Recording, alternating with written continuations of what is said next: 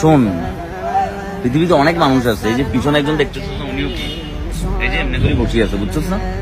মানুষের এক একজনের লাইফ এক এক রকম, বুঝছস? ধর আমার এমন একটা টাইম ছিল আমি প্যান্ট পরতে পারিনি, আমি প্যান্ট পরছি, আমি তো কাপড় ছাড়া ছিলাম না। তোর 150-200 টাকার প্যান্ট দিচ্ছি একটি নিউ মার্কেট থেকে, ঠিক আছে? এখন ধর আল্লাহ তোকে লাইফটা এরকম দিচ্ছে, কিন্তু ধর একটা মানুষ তোকে সাহায্য করলো, তুই যদি ওর কাছ থেকে টাকাটা নিয়ে আবার উল্টাপাল্টা কিছু করি গেল, ওই মানুষটার কিন্তু কোনো ক্ষতি হবে না, জানোস শরীফ? ক্ষতি কার হবে বলতো? তোর হবে। কেন হবে জানোস? ওই মানুষটা তোকে বিশ্বাস করে টাকা দিচ্ছে, কিংবা টাকা না মানে তোকে সাহায্য করছে, কিন্তু তুই কি করলি? তার কথাটা না শুনি তুই একটা মিথ্যা কাজ করলি, তাহলে এটা কিন্তু পাপ কিন্তু তোর হবে।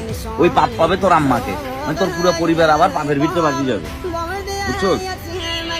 পরিশ্রম কর, পরিশ্রমে কোনো লজ্জা নেই। প্রয়োজনে মানুষের কাছ থেকে খুশি খাবি, ওটাতে লজ্জা নেই, কিন্তু বাবা চুরি করা যাবে না, কারো 1 টাকা মারি করা যাবে না, বুঝছিস না? আমিও ভালো ভালো কথা বলি, আমিও সুবিধা আর কি।